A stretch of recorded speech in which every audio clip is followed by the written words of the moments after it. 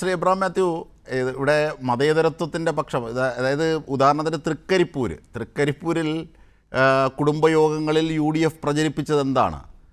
VPP Mustafa നാസ്തികനാണ്, അദ്ദേഹം ഈ മൂത്രമൊഴിച്ചാൽ പോലും കഴുകില്ല, ഇങ്ങനെയൊക്കെ പറഞ്ഞ വളരെ മ്ലേച്ഛമായ തരത്തിലേക്ക് പോയത് ഒക്കെ നമുക്കറിയാം. പേരാമ്പ്രയിൽ, മുമ്പ് വടകരയിൽ, ഇതൊക്കെ നമ്മൾ കണ്ടതാണ്. പക്ഷേ അതൊക്കെ എന്നിട്ടാണ് ശ്രീ പൊടിപ്പാറ അത് മതേതരത്വത്തിൻ്റെ ഭാവത്തിൽ നിന്ന് വിജയമാണെന്ന് പറഞ്ഞത്. മാത്രമല്ല VD സതീശൻ തന്നെ ജമാഅത്തെ ഇസ്ലാമി മതരാഷ്ട്രം ഉപേക്ഷിച്ചു എന്ന് വരെ കടത്തിപ്പറഞ്ഞ് ലീഗുമായി അവരെ അടുപ്പിക്കുന്ന കാഴ്ചകളൊക്കെ കണ്ടു. അതും പൊടിപ്പാറ മതേതരത്വത്തിൻ്റെ നിലപാടുകൾ ഉയർത്തിയതായി പറഞ്ഞു. പക്ഷേ ഇത് മധുവിധ കാലമാണ്, അതുകൊണ്ട് വിമർശിക്കരുത്. ഓക്കെ, വിമർശിക്കുന്നില്ല ഇപ്പോൾ എന്ന് തന്നെ ഒരു ആലങ്കാരികമായി പറഞ്ഞോട്ടെ. എന്നാലും ശ്രീ എബ്രഹാം മാത്യു, താങ്കൾ നേരത്തെ സൂചിപ്പിച്ചതുപോലെ നമുക്ക് ഇത്തിരിയും കൂടി മറ്റൊരു തലത്തിലേക്ക് ചർച്ച അതിൻ്റെ അവസാന നിമിഷത്തിലേക്ക് പോകേണ്ടത്. കാരണം ഇപ്പോൾ താങ്കൾ നേരത്തെ ചില കാവ്യനീതിയുടെ കാര്യം പറഞ്ഞു. പക്ഷേ CLPയിൽ ഭൂരിപക്ഷം ഉണ്ടായിട്ടും ചെന്നിത്തലയ്ക്ക് കരഞ്ഞുകൊണ്ട് കൻ്റോൺമെൻറ്റിൽ നിന്ന് ഇറങ്ങേണ്ടി വന്ന സാഹചര്യമുണ്ട്. അവിടെ VD സതീശനെ കെട്ടിയിറക്കിയ അതേ KC വേണുഗോപാൽ തന്നെ VD സതീശനാൽ കരയേണ്ടി വരുന്ന സാഹചര്യം ഉണ്ടായി. ഇതടക്കമുണ്ട്. മാത്രമല്ല ഈ രമേശ് ചെന്നിത്തലയുടെ ഇപ്പോഴത്തെ നീക്കങ്ങൾ ഏതൊക്കെ തരത്തിലായിരിക്കും അത്തരം കാര്യങ്ങൾ നീങ്ങുക ഇനി താങ്കളുടെ നിരീക്ഷണത്തിൽ? നിമിഷത് എനിക്ക് തോന്നുന്നു, നേരത്തെ ഈ കയ്പ് നീരിൻ്റെ കാര്യം നമ്മളൊക്കെ പറഞ്ഞു, AK പ്രയോഗിച്ച വാചകം ഒരുപക്ഷെ അത് ഈ ക്രിസ്തു കുരിശിൽ മരിക്കാൻ നേരം ദാഹിച്ചപ്പോൾ വെള്ളം ചോദിച്ചു വന്നു, അപ്പോൾ പടയാളികൾ അദ്ദേഹത്തിന് കയ്പ് നീർ കൊടുത്തുവെന്നുമാണ് ഞാൻ മനസ്സിലാക്കി വച്ചിരിക്കുന്നത്. ഒരുപക്ഷെ അത് AK പ്രതീകാത്മകമായിട്ട് പറഞ്ഞതായിരിക്കത്തില്ല. അദ്ദേഹം പെട്ടെന്ന് ഇപ്പം അദ്ദേഹം വിശ്രമിക്കുന്നത് കൊണ്ട് ഒരുപാട് ബൈബിൾ വായിക്കുന്നുണ്ടാകും. അതുകൊണ്ട് ഇത്തരം പ്രയോഗങ്ങളൊക്കെ അദ്ദേഹത്തിന് മനസ്സിൽ വരുന്നതായിരിക്കുമെന്ന് എനിക്ക് തോന്നുന്നു. പക്ഷേ ഇന്ന് കേരളത്തിൽ ഈ കോൺഗ്രസിനെ നയിക്കാൻ അല്ലെങ്കിൽ ഗവൺമെൻറ്റിനെ നയിക്കാൻ പറ്റിയ ഏറ്റവും അനുയോജ്യനായ ആൾ VD സതീശനാണെന്നുള്ള കാര്യത്തിൽ യാതൊരു സംശയവുമില്ല. കാരണം അദ്ദേഹം തന്നെ എപ്പോഴും പറയുന്ന, അദ്ദേഹത്തിന് ഈ പൊതുവേ കോൺഗ്രസ്സുകാരങ്ങനെ ഐഡിയോളജിക്കലായ പ്രശ്നങ്ങളൊന്നും മുന്നോട്ട് വെക്കാറില്ലല്ലോ. അദ്ദേഹം ഒരു നെഹ്റൂവിയൻ ലെഫ്റ്റ് ആണെന്ന് എപ്പോഴും റിപ്പീറ്റ് ചെയ്യാറുണ്ട്.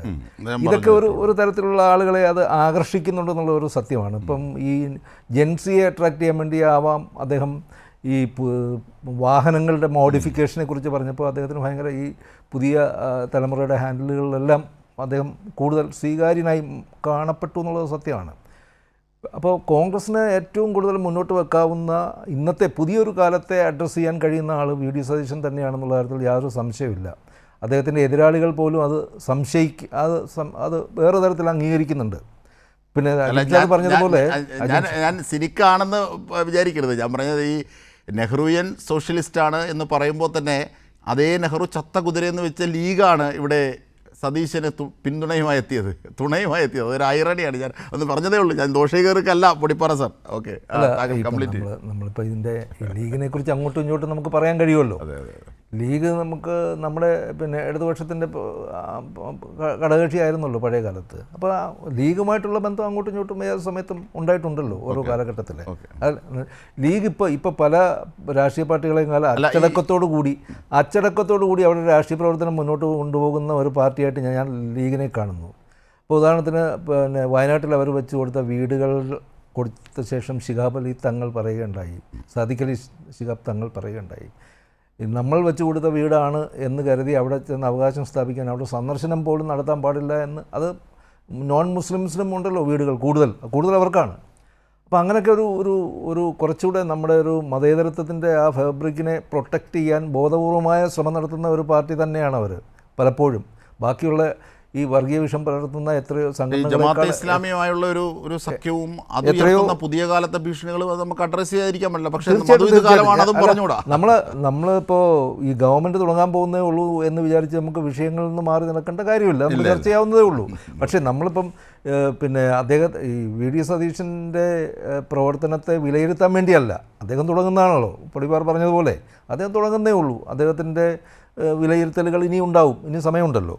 പക്ഷേ അദ്ദേഹം ഇന്നുള്ളതിൽ ദ ബെസ്റ്റ് ചോയ്സ് അദ്ദേഹം തന്നെയാണെന്നുള്ള. തീർച്ചയായും ഞാൻ പറഞ്ഞ ആഭ്യന്തര ആന്തരിക വൈരുദ്ധ്യങ്ങൾ അത് ഏതൊക്കെ തലത്തിലായിരിക്കും ഇനി കൂട്ടിമുട്ടാൻ പോകുന്നത് താങ്കളെ നിരീക്ഷണത്തിൽ? എനിക്ക് തോന്നുന്നത് അദ്ദേഹത്തിന് ഈ മന്ത്രിസഭയിൽ വരുന്ന പുതിയ മന്ത്രിമാരെക്കുറിച്ച് നമുക്കിപ്പം ഇൻഫർമേഷൻ വന്നിട്ടില്ല. അതിനെ ഒരു ടീമായിട്ട് അദ്ദേഹത്തിന് എങ്ങനെ മുന്നോട്ട് കൊണ്ടുപോകാൻ കഴിയും? ബാഹ്യശക്തികളായി നിൽക്കുന്ന KC വേണുഗോപാലിനെയും രമേശ് ചെന്നിത്തലയും അദ്ദേഹം എങ്ങനെ ഉൾക്കൊള്ളും? അവരുടെ ആ ടീം വർക്ക് എങ്ങനെ ഉണ്ടാവും? കയ്പ് നീര് കുടിക്കേണ്ടി വരുമെന്ന് പറഞ്ഞ ആ മുതിർന്ന നേതാവിനെ അദ്ദേഹം എങ്ങനെ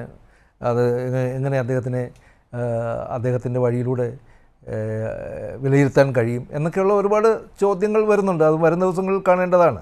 ഇപ്പം നിയമസഭയിലെ പെർഫോമൻസ് വീഡിയോ സജീഷിൻ്റെ അടുത്ത് നിന്ന് കണ്ടിട്ടുള്ള വിദ്യാർത്ഥി രാഷ്ട്രീയം മുതൽ അദ്ദേഹത്തെ ഞാൻ അടുത്ത് നിന്ന് കണ്ടിട്ടുള്ള ആളാണ്. സ്ഥിരോത്സാഹിയാണ്. നേരത്തെ പറഞ്ഞ പോലെ നന്നായിട്ട് ഹോംവർക്ക് ചെയ്യുന്ന ആളാണ്. നല്ല വായനയും അതിൻ്റെ ആ വായിച്ചതിനെ എക്സ്പ്രസ് ചെയ്യാൻ കഴിയുന്ന ഒരു അസാധാരണമായ മെമ്മറി പവറുള്ള ആളാണ്.